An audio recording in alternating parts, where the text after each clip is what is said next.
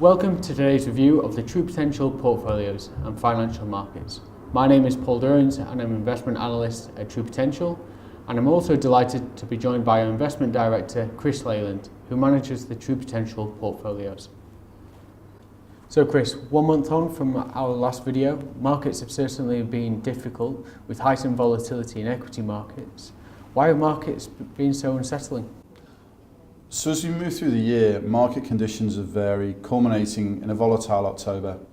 Many investors feel that the US potentially has become a little bit ahead of itself, with investors nervous around global growth should the Federal Reserve keep raising interest rates.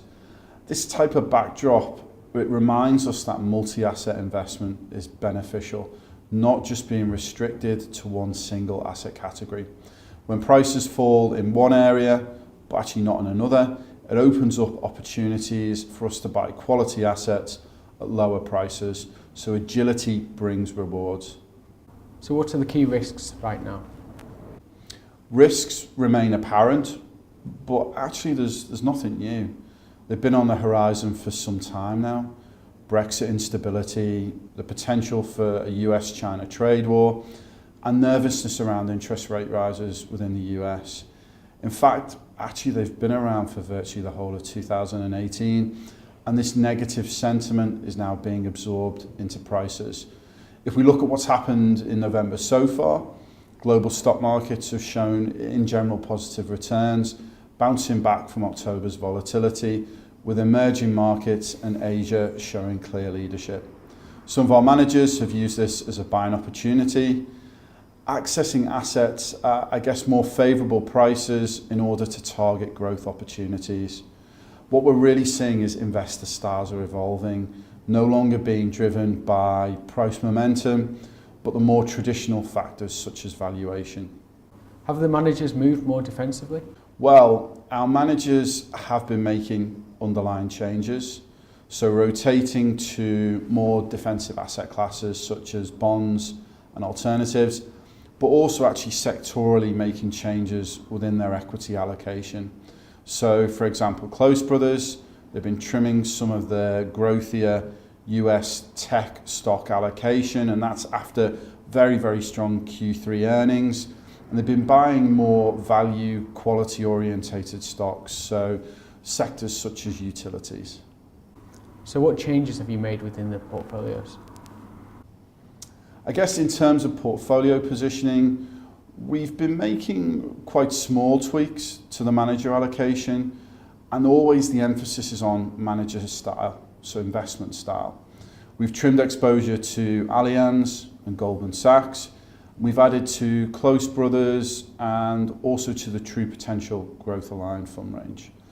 We switched money towards Close Brothers, and that was based upon their strong stock picking skills, which have worked very, very well during the recent volatility, but also, their investment style of quality growth. It offers diversification, and it's expected to continue to contribute to the overall diversification of the portfolios. We added to the True Potential Growth Aligned fund range, and the funds perform very well, illustrating, a strong asset allocation, but also a strong fund selection process. So tricky markets recently, but we've made a number of small portfolio changes to hopefully help the portfolios navigate through markets going forward. I suppose what everybody wants to know is what your expectations are for the next 3 to 6 months, and can investors expect positive returns? Yes, positive returns can be had. You've got to think about equity markets. They've fallen, so asset prices are now lower.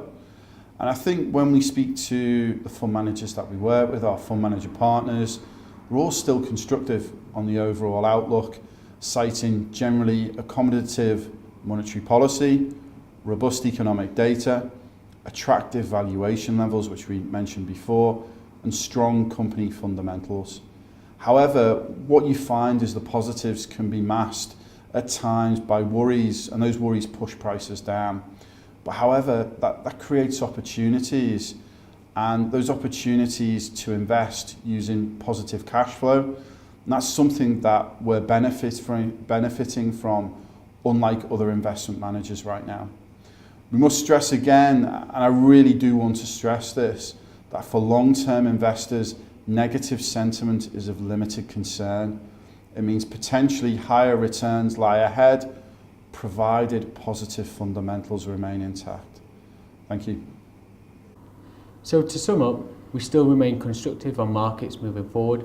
Risks are clearly apparent, but it's important not to get bogged down with the negatives as you potentially lose out on the positives.